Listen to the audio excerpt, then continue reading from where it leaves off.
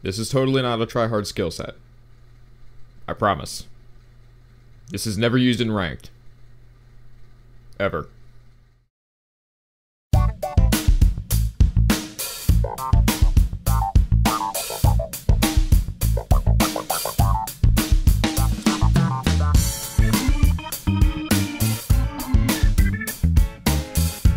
Sarcasm aside, let's just go ahead and get started.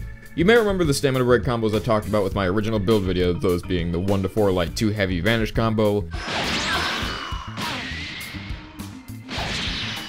the heavy light heavy combo,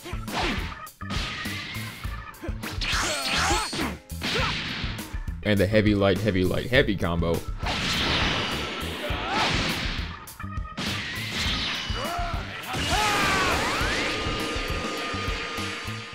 But it turns out there was a couple that I missed. One of them is an easier version of the 1-4 light 2 heavy vanish combo. You don't need the second heavy attack input apparently, and unless your opponent has the stamina to counter it, they can't really recover before the stamina break unless you're fucking cooler. The other combo is a bit of a tricky one despite its simplicity. It's similar to two of the Arcosian's basic stamina break combos in that if done quick enough, your opponent can't recover from the stagger animation in time.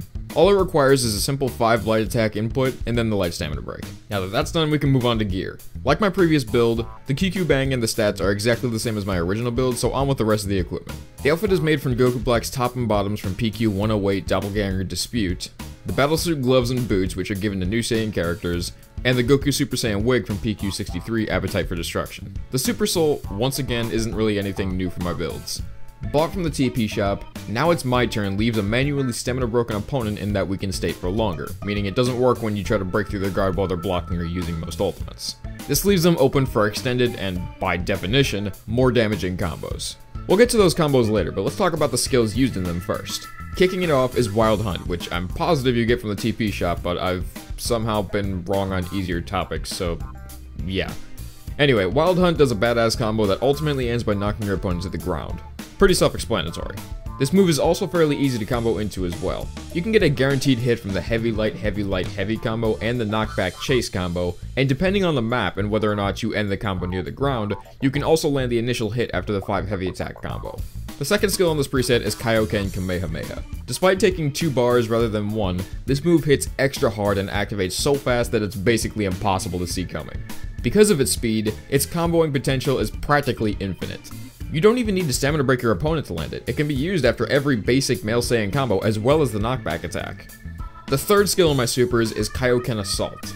In a similar fashion to Wild Hunt, Kaioken Assault is a combo attack that takes 2 key bars to use. Also like Wild Hunt, your opponent can Z-vanish out of any part of the combo if they have the stamina for it, but if they take the full combo without vanishing, they're left stunned and open to more attacks, including Wild Hunt and Kaioken Kamehameha. If they're stamina broken, however, the last hit will instead knock them back.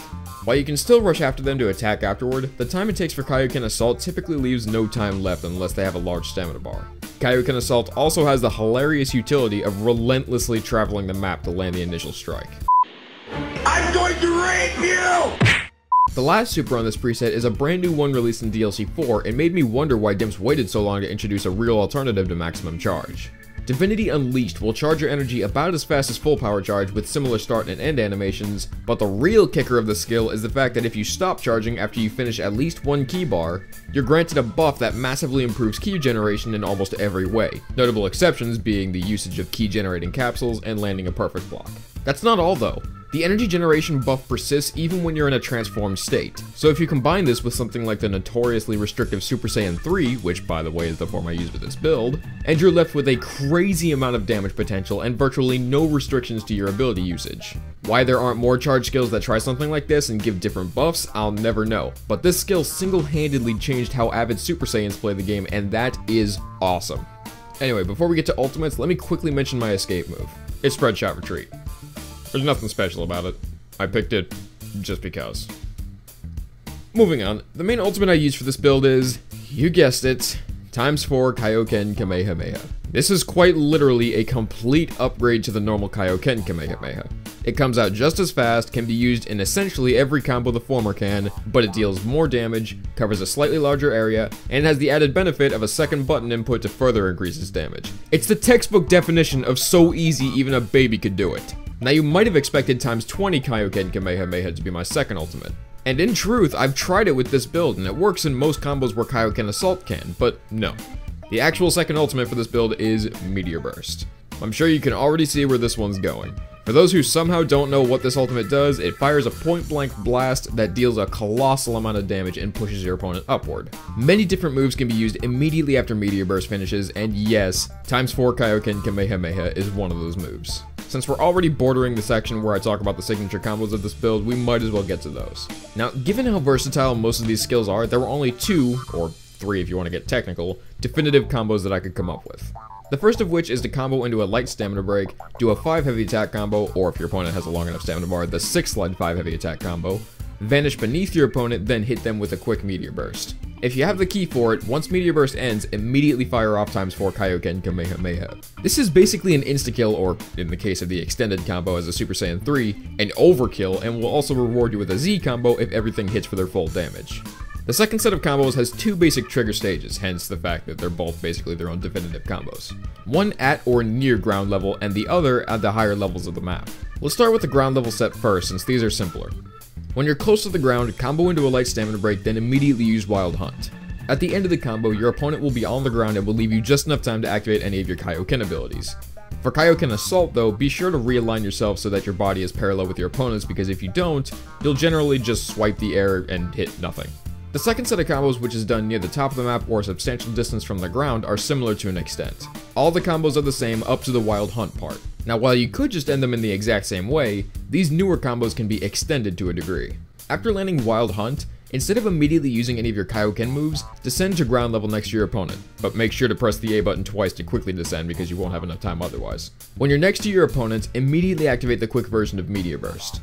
After it deals its full damage, wait a moment for your opponent to bounce on the ground, then hit them with a knockback attack, then use either version of the Kaioken Kamehameha. You could use Kaioken Assault afterward, but most people will be able to recover before the attack lands. And with that, I think we're done. Now, I've been trying to move into a 2 video a week schedule, and of course, family issues just had to go and fuck that all up. I'm being facetious, family issues take priority. And it looks like that's not going to let up anytime soon. I'll try my best to keep up a 2 video a week schedule, but in case there isn't a second upload, you know the general gist of it. Anyway, for those curious lot of you, the next Xenoverse build will be one that I call the Galactic Spirit Bomb, and I'll see you in the next video.